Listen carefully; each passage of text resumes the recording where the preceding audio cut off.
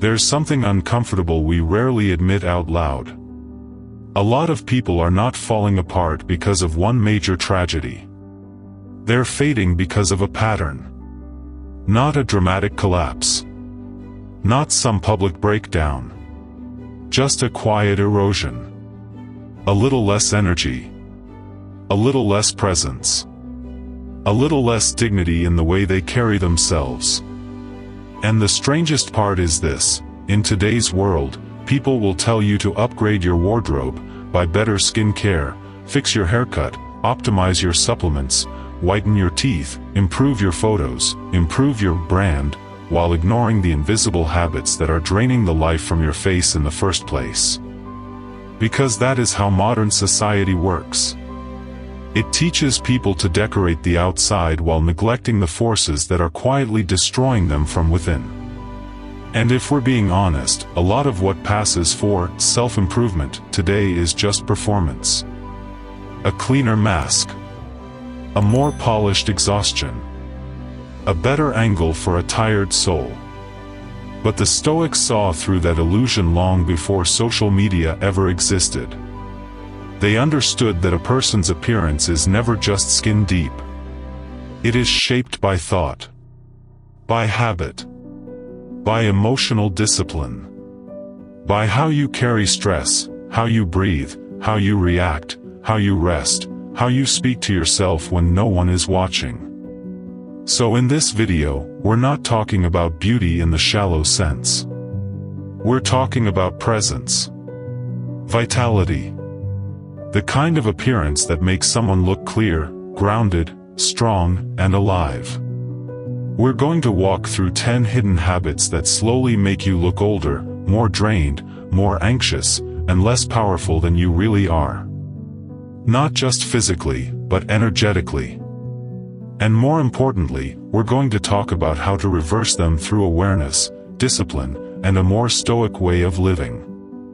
And stay with me until the end, because the last habit is one of the most overlooked in modern life, and once you see it, you won't be able to unsee it.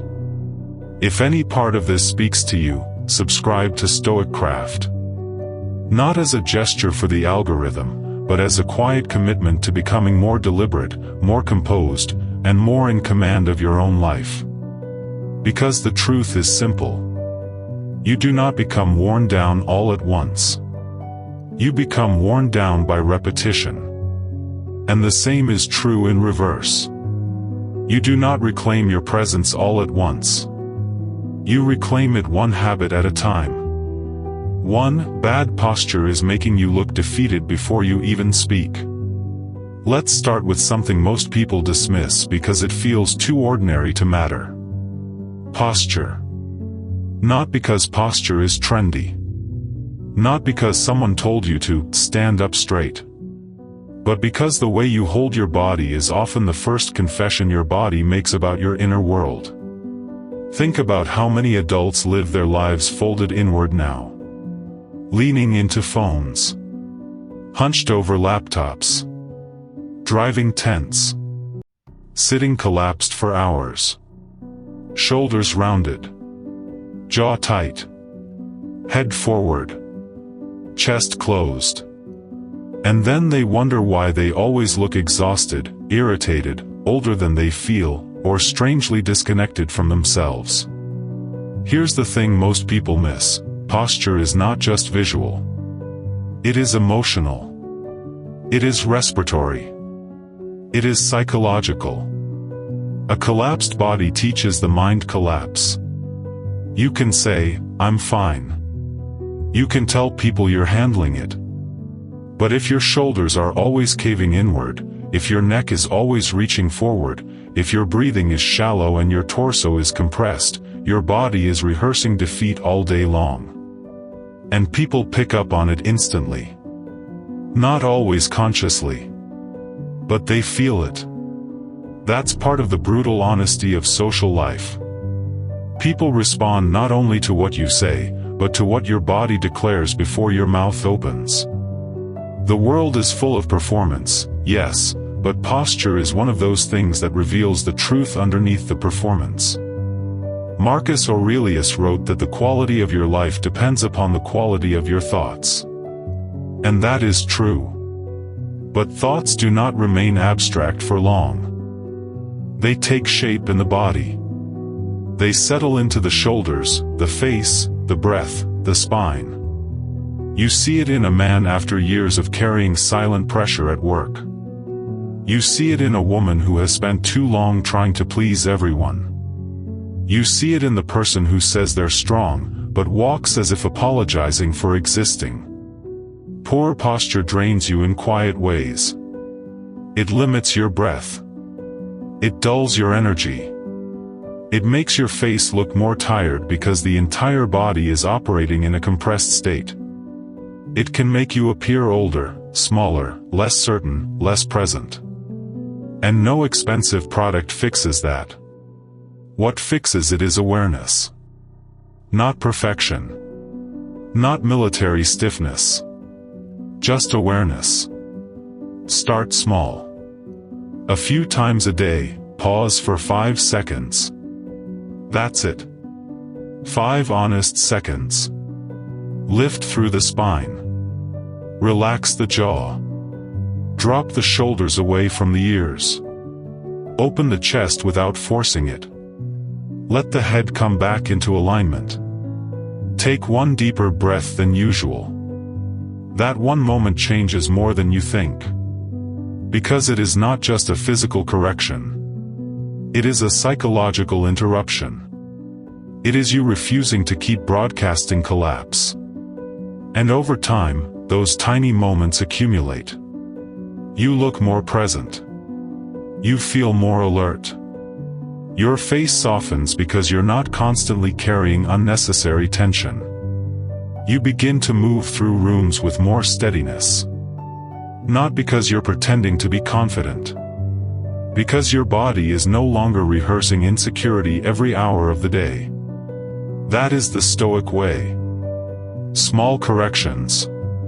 Repeated consciously. Until character begins to show in the body. 2. Sleep debt is stealing your youth and teaching you to accept depletion. There is a kind of tiredness people joke about so often that they stop recognizing it as damage. I'm just tired. I've been busy. I'll catch up later. This is just adulthood. And little by little, exhaustion becomes identity.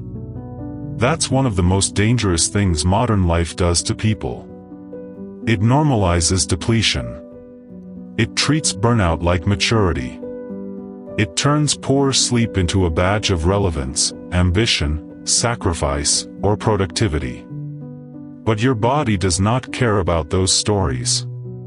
It keeps the score anyway. You see it in the eyes first. Then in the skin. Then in the mood. Then in the patience. Then in the energy people bring into their own homes. A person who has been underslept long enough begins to look like they are carrying weather on their face. Puffiness. Dullness. Dark circles. Flat eyes. A kind of emotional brittleness. And because the decline is gradual, they adapt to it. They stop seeing it. That's the frightening part. Not the damage itself, but the adjustment to damage. You may have experienced this yourself. A week turns into a month. A month turns into a season. You stay up later than you should, not because the night is meaningful, but because it feels like the only time that belongs to you. You scroll because your mind is overstimulated. You watch one more episode because silence feels too heavy. You answer one more email. You push rest back like it's a reward you haven't earned. Then you wake up and perform the same version of yourself again, a little more drained, a little more reactive, a little less alive. Seneca said time is the one thing we can never recover. And in a deeper sense, sleep is where we stop wasting ourselves. Sleep is not laziness. It is restoration. It is repair. It is biological honesty. When you consistently sleep well, your appearance changes because your system is finally getting the conditions it needs to regulate. Your face looks clearer. Your eyes look more awake. Your mind becomes less chaotic. Your emotional reactions soften because you're no longer trying to function from a depleted nervous system. And this matters more than most people realize. Because when you are tired all the time, you become easier to manipulate. Easier to provoke. Easier to discourage. Easier to overwhelm. That is one of the more Machiavellian truths of life. Exhausted people do not think clearly. And unclear people are easy to control.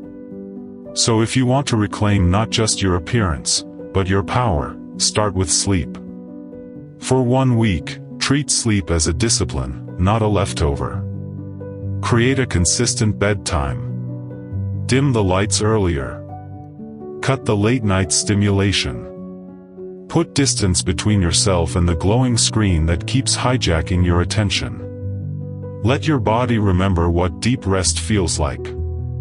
Take a before and after photo if you need proof. Not for vanity. For awareness. Because most people do not realize how much life returns to their face when they finally stop running on empty. And maybe that's the deeper lesson here. You do not owe the world constant access to your energy. You do not have to destroy yourself to prove you are working hard. You do not have to look worn down just because the culture around you glorifies being overextended. Rest is not weakness. Sometimes, it is the first honest act of self-respect. 3. Complaining is carving tension into your face and weakness into your character. Complaining feels harmless because it often sounds reasonable. That's why it's so seductive. It doesn't always come out as dramatic negativity. Sometimes it sounds like venting. Sometimes it sounds like analysis. Sometimes it sounds like just being real. But listen carefully, and you'll notice something. Many people are not processing life. They are rehearsing irritation. And every repetition leaves a mark. You see it in the face. The tightened mouth. The clenched jaw. The furrowed brow. The habitual expression of resistance. What begins as an emotional habit becomes a physical one. And eventually, a social one. Because people can feel when someone is internally at war with everything. The Stoics were not naive about suffering. They didn't say life is easy. They didn't say injustice doesn't exist. They didn't say pain is imaginary. What they understood is that constant complaint rarely transforms pain. It usually deepens identification with it. Every time you repeat what is wrong without moving toward acceptance or action, you are strengthening helplessness. That's why some people seem to age under invisible pressure even when they take care of themselves in visible ways. Their face carries resistance. Their body carries agitation. Their energy carries grievance. And let's be honest, modern culture rewards this. Outrage gets attention. Bitterness gets engagement. Victimhood gets social permission. The algorithm loves emotional leakage because it keeps people reactive. In that sense, complaint is not just a bad habit. It is one of the easiest ways to become psychologically programmable. The more reactive you are, the less free you are. So the Stoic question becomes powerful here. Is this in my control? If it isn't, why are you letting it colonize your face, your nervous system, your day? If it is, then act. Adjust. Set a boundary. Have the conversation. Make the change. But don't sit in the theater of complaint and call it wisdom. That is where a lot of people lose their presence. They become emotionally loud and internally weak at the same time. Try noticing how often complaint shows up in ordinary life. Traffic. Weather, coworkers, family members, politics, technology, noise, delays, minor inconveniences. One person lets every irritation become part of their identity. Another sees the same irritation, pauses, and refuses to wear it. Over time, those two people do not look the same. One becomes harder, tighter, more brittle. The other becomes calmer, lighter, less burdened. And that calm shows. Your face changes when you stop arguing with every minor discomfort. Your body changes when you stop carrying every annoyance like a personal insult. Your relationships change because people no longer feel dragged into your internal storm. This doesn't mean suppressing reality. It means refusing to worship negativity. That distinction matters. Because true strength is not pretending nothing bothers you. It is knowing what deserves your energy and what does not. When you stop complaining as a reflex, you start recovering dignity. And dignity has a look. It is quiet. It is composed. It does not need to broadcast every wound to prove it exists. For eating on autopilot is making your body feel disrespected, and it shows. Food is one of the most intimate relationships you have in life, and yet many people treat it with almost no presence at all. They eat while scrolling. They eat while driving. They eat while anxious. They eat while half distracted by the television, emails, noise, or stress of the day. It becomes mechanical. Not nourishment. Not choice. Not awareness. Just consumption. And over time, the body reflects that disconnect. Energy crashes. Skin looks flatter. Mood becomes unstable. Presence becomes foggy. Because what you eat matters, yes, but how you eat matters too. There is a difference between feeding hunger and medicating emotion. There is a difference between nourishing yourself and sedating yourself. And most people don't notice when the second one has taken over. This is especially true in a culture built on overstimulation. The modern world trains people to live in fragments. Fragmented attention. Fragmented meals. Fragmented rest. Fragmented thought. So even eating, something that should be grounding, becomes another unconscious act. Carl Jung spoke about becoming who you truly are. And in a practical sense, conscious eating is part of that. Because it forces you to confront your habits without hiding behind speed or distraction. What are you actually doing when you eat? Are you hungry? Or are you uncomfortable? Are you nourishing? Or numbing? Are you choosing? Or reacting? Those questions are not meant to shame you. They are meant to bring you back. Because a person who eats on autopilot is often living on autopilot in other areas too. Rushing. Escaping. Dissociating from the present. Avoiding stillness. And the face often reveals it. There's a kind of unsettledness that shows up when the body is constantly being given stimulation instead of care. The Stoic answer is not obsession. It is awareness. Slow down enough to notice your meals. Pay attention to how food makes you feel after, not just while. Ask whether what you're eating supports clarity or sabotages it. Notice whether you are using food as comfort for emotions that would be better faced directly. When you begin eating with more presence, your entire relationship with your body changes. You stop treating it like a machine. You stop punishing it for your stress. You stop feeding it carelessly and expecting it to keep performing perfectly. And that shift, subtle as it is, changes how you look. More steadiness.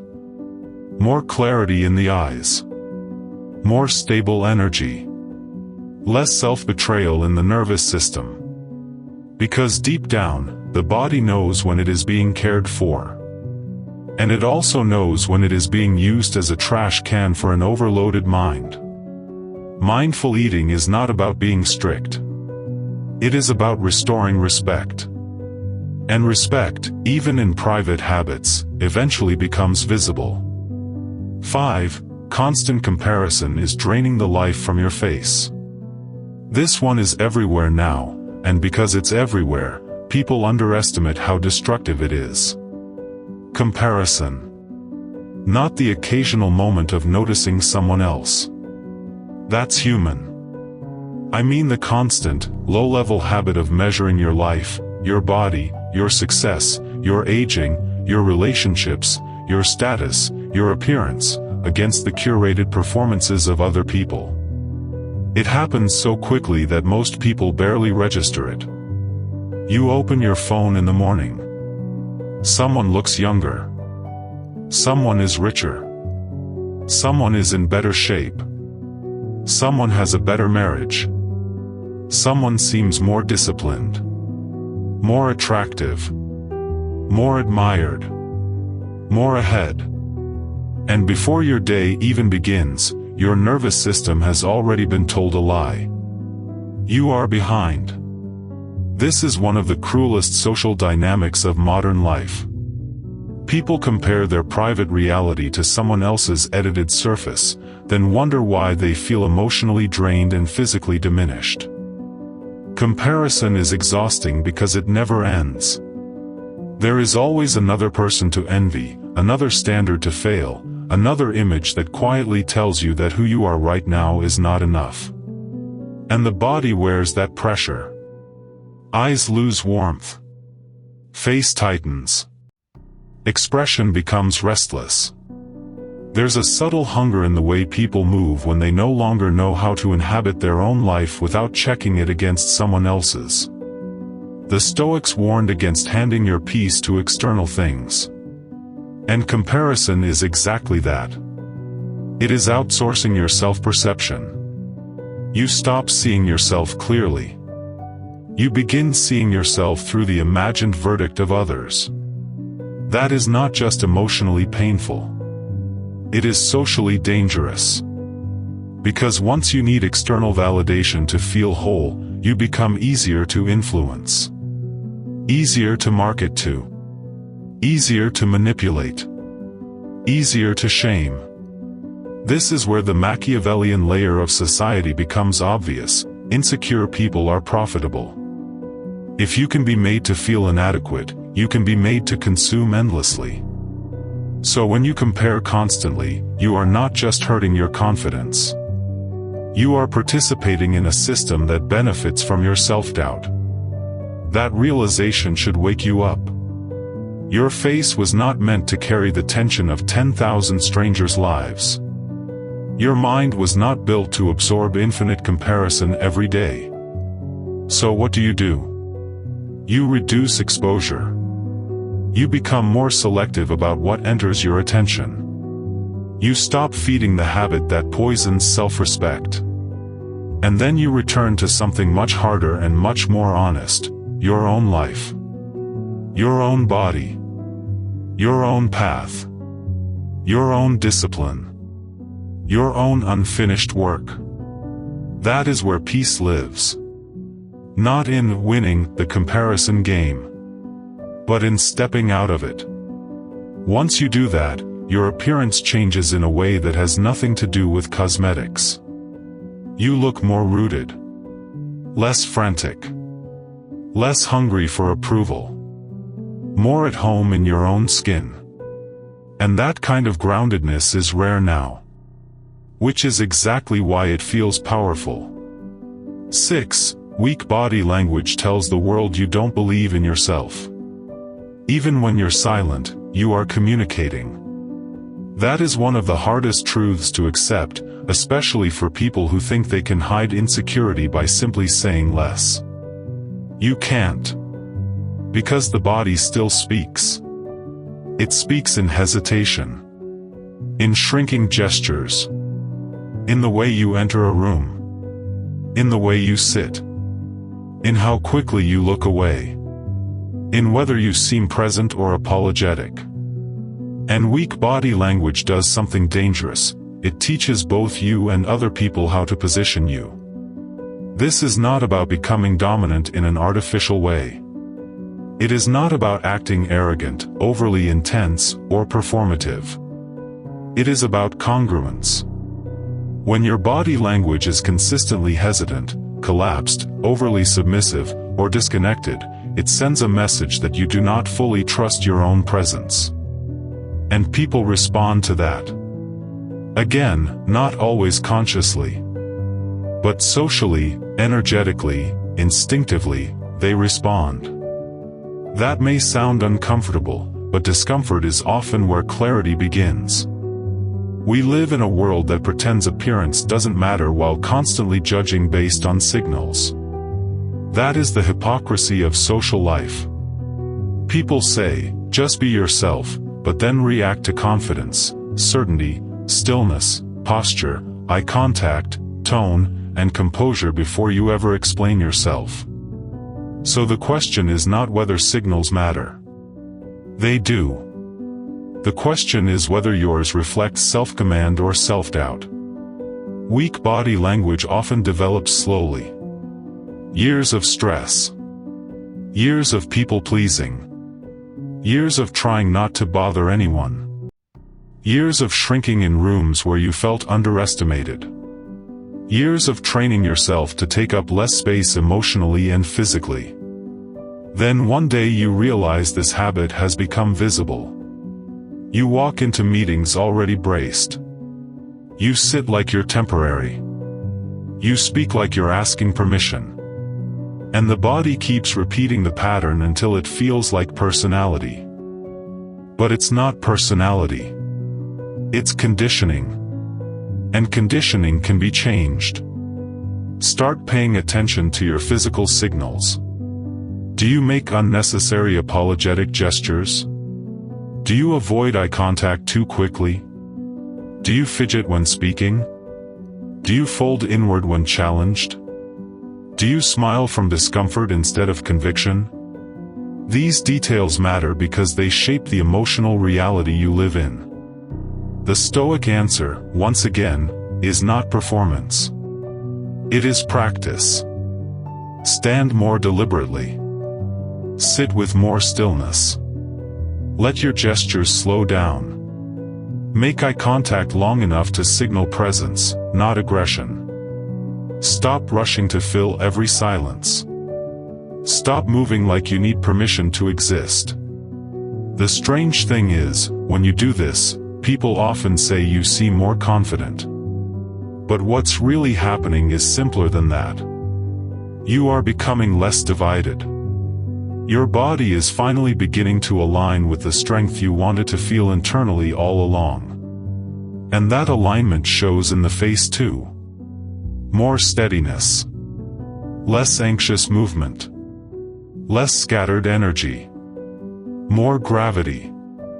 Not theatrical power. Real power. The kind that comes from no longer betraying yourself in public with unconscious signals. 7. Anxiety micromovements are making you look more overwhelmed than you are. Some habits are loud. This one is quiet. Tiny movements. Rapid blinking. Lip biting. Jaw shifting. Finger tapping. Restless hands. Leg bouncing. Constant repositioning. Checking your phone for no reason. Touching your face. Scanning the room without settling. These are anxiety micromovements. And for many people, they happen so often that they disappear into the background of daily life. But they are not invisible. Other people notice them. And more importantly, your nervous system notices them. Because every restless movement reinforces the message. Something is wrong. Stay alert. Stay unsettled. This is how anxiety becomes embodied. Not just as a thought. As a rhythm. The body begins performing agitation even when the mind can't fully explain why. You see this constantly in modern environments. Airport lounges, office meetings, restaurants, waiting rooms, cars at red lights, family dinners where everyone is technically sitting still but internally vibrating. A person may say they're calm, but their body is telling a different story. And over time, that restlessness changes appearance. The eyes look less settled. The face looks more strained. The overall impression becomes one of internal overload. This matters because anxiety is not only something you feel. It is something you rehearse. Each unconscious movement deepens the groove. That's why stillness is so powerful. Not as aesthetic, as interruption. Epictetus reminded us that we are disturbed not by things, but by our judgments about them. And one of the fastest ways to expose those judgments is to watch the body. When your body cannot be still, it is often because your mind has been trained to treat ordinary life like a threat field. Again, that is not always your fault. Modern life conditions this. Too much stimulation. Too much noise. Too much digital intrusion. Too little silence. Too little recovery. But what is conditioned can be retrained. Begin with observation. Pick one setting today, maybe a conversation, a meeting, a commute, or a meal, and simply notice your micro-movements. What do you do when you feel slight discomfort? What do your hands do? What does your jaw do? What does your breathing do? Do not judge it. Just notice it. Then practice replacing one restless action with one still moment. Unclench your jaw. Place your hands deliberately. Relax the shoulders. Pause before speaking. Breathe slower than the urgency inside you wants to. This may sound small. It is not small. It is one of the fastest ways to stop broadcasting internal panic to the world, and to yourself. Because the more your body learns stillness, the more your mind begins to trust that stillness. And gradually, your appearance changes. You look less frantic, less hunted, less emotionally crowded. There is a composure that starts to emerge. Not because life became easy, but because you stopped magnifying internal noise through constant movement. And that kind of composure is beautiful in a way the modern world rarely understands. 8. Dehydration is making you look dull, tired, and less alive than you really are. This one sounds too basic, which is exactly why people ignore it. Water. Not caffeine. Not another energy drink. Not another fix for fatigue. Water. A dehydrated body has a look. Skin looks flatter. Eyes look less bright. Energy feels heavier. Mental clarity dips. Everything becomes slightly less alive. And because the decline is subtle, people don't connect the dots. They assume they're just aging badly. They assume they're stressed. They assume this is simply how they feel now. But often, part of what they're experiencing is physiological neglect dressed up as mystery. The body is asking for something simple, and because it asks quietly, it gets ignored. This is one of the repeating themes of adult life. The things that protect us are often not dramatic enough to be respected. Hydration. Sleep. Walking. Breathing. Sunlight. Posture. They sound ordinary. So people chase extraordinary solutions. But ordinary disciplines are usually what restore extraordinary presence. Think about how many people go through entire days half-hydrated. Coffee in the morning. Stress in the afternoon. Maybe a few distracted sips of water somewhere in between. Then they wonder why they feel foggy, irritable, and flat. Your body cannot radiate vitality while running on neglect. And no, this is not about perfection or obsessively counting every ounce. It is about respect again. Are you giving your body what it needs to function with clarity? Or are you forcing it to survive on convenience? That question matters more than most people think. Because a chronically undercared for body changes how you show up emotionally too. You become less patient, less sharp, more fatigued, more likely to misread ordinary stress as something overwhelming. That spills into the face, the tone, the mood, the posture. So make hydration visible. Keep water near you. Drink before you feel wrecked. Create cues that make care automatic rather than optional. Not because it's glamorous. Because it works. This is something the Stoic mindset understands deeply. Your life improves when you stop waiting for motivation and start building structure. And once hydration becomes consistent, you may be surprised how different you look and feel. Less dry. Less dull. Less heavy. More clear. More awake. Sometimes you don't need a reinvention. You need to stop ignoring the body's simplest requests. 9. Shallow breathing is keeping you in a low-grade state of distress. A lot of people think breathing only matters in yoga classes, meditation apps, or moments of panic. But breathing is shaping your appearance and your emotional state all day long. Especially shallow breathing. Chest breathing. Tight breathing.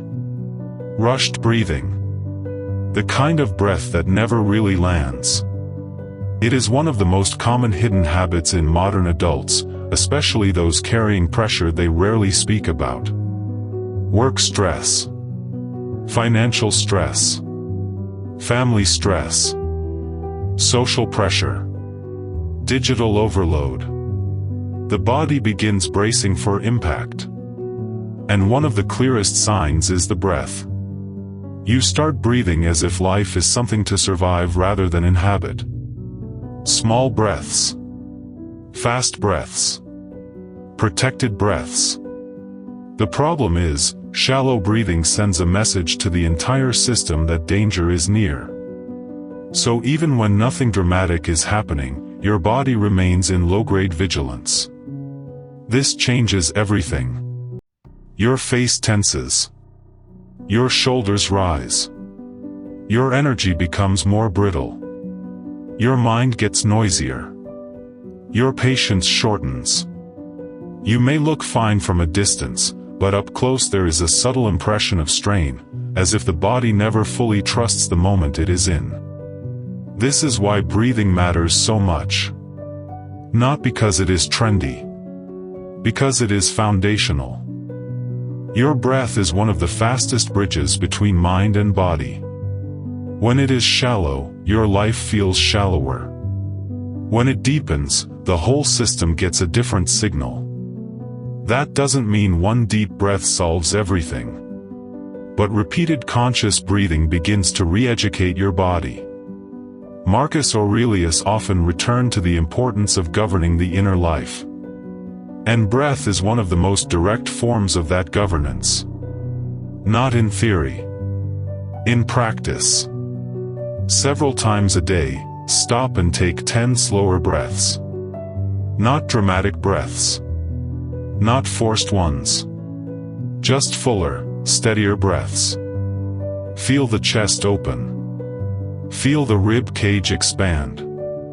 Let the exhale be complete. You may be shocked by how foreign that feels at first. That alone tells you something. It tells you how long the body has been living in quiet defense. And once you begin changing that pattern, your appearance changes with it. The face softens. The eyes become steadier. The jaw loosens. The body looks less compressed. More than that, you begin to feel less trapped inside yourself. That matters. Because some people are not ugly, broken, or weak. They are simply overbraced. And shallow breathing is one of the habits that keeps them there. 10. Lack of sunlight is disconnecting you from life more than you realize. The final habit is one of the most overlooked because modern life has made it seem normal. Not going outside enough. Not seeing daylight enough. Not getting enough sun. Entire lives now unfold indoors. Artificial light. Artificial temperature. Artificial stimulation. Artificial urgency. And after enough time, people begin to look and feel strangely disconnected, not just from nature, but from rhythm itself. There is a kind of lifelessness that sets in when the body loses regular contact with the outside world. Energy becomes flatter. Mood becomes heavier. Sleep often worsens. The face loses some of its natural vitality. The mind starts to feel enclosed in a way that's hard to describe until you step back into daylight and remember what normal actually feels like. This is one of the great ironies of modern civilization. We built a world of comfort, then became more anxious inside it. We made life more convenient, then lost some of the basic conditions that regulate a healthy human being. Sunlight is one of those conditions. Not as a miracle cure. As a natural input your body expects. When you consistently get outside, even briefly, something begins to recalibrate. Your sleep rhythm improves. Your mood often becomes steadier. Your mind clears. Your body receives a signal that the day is real, that life is happening, that you are part of something larger than your enclosed routine. And yes, it shows in your appearance too. There is a difference between a person who lives entirely under artificial light and one who regularly steps into the world. Not always dramatically, but undeniably. The second person often looks more awake, more regulated, more connected. This is not romanticism. It is physiology. Go outside for 15 to 20 minutes when you can. Walk in the morning light. Stand in the sun without turning it into another productivity challenge. Let yourself feel the day. That last part matters. Because many people do not need more stimulation. They need reconnection. To sky. To air. To silence. To the reminder that life is not meant to be lived entirely inside boxes, digital, emotional, or architectural. The Stoics understood this more deeply than we give them credit for. They were not trying to escape reality. They were trying to stand inside it more honestly. And there is something deeply honest about sunlight. It asks nothing from you but presence. And presence, over time, changes the face. Recap: the face reveals the life behind it. So let's bring this together. The habits we covered today may seem small on the surface. Bad posture. Sleep debt. Complaining. Eating on autopilot. Comparison. Weak body language. Anxiety micromovements. Dehydration. Shallow breathing. Lack of sunlight. But none of these are really small when repeated every day. That's the lesson. Your appearance is not shaped only by age, genetics, or style. It is shaped by repetition. By the mood you rehearse. By the tension you normalize. By the care you delay. By the standards you internalize. By the relationship you have with your own body when no one is watching. And this is where Stoicism becomes so practical. It teaches you not to chase image first. It teaches you to govern the inner life that eventually creates the outer one. That doesn't mean obsessing over how you look. It means understanding that the face often tells the truth long before words do. A restless mind leaves traces. A neglected body leaves traces. A resentful spirit leaves traces. But so does discipline. So does peace. So does self-respect. So does clarity. The beautiful part is this: none of these habits need to be fixed perfectly overnight. You do not need a total reinvention by next week.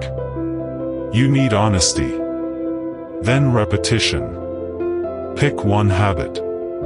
Just one. Maybe it's your posture. Maybe it's your sleep. Maybe it's the constant complaint running in the background of your mind. Maybe it's the way comparison has been stealing your peace for years without your consent. Choose one. Work on it for 7 days. Pay attention to how your body responds. Pay attention to how your face changes. Pay attention to how your energy shifts when you stop betraying yourself in one small area of life. Because that is how real transformation starts. Not with theatrics. Not with cosmetic illusion. Not with a better mask for a more exhausted version of you. It starts when you stop performing self-improvement and begin practicing self-command. If this video spoke to you, subscribe to StoicCraft and stay with us. This channel is for people who are tired of shallow advice and ready to build a stronger inner life, one that actually shows in the way they think, feel, move, and live. And now I want to hear from you. Which of these 10 habits do you think affects people the most today? And which one have you personally noticed in your own life? Leave it in the comments. Not to confess weakness, but to name what you're ready to change. Because once a habit becomes visible, it stops owning you.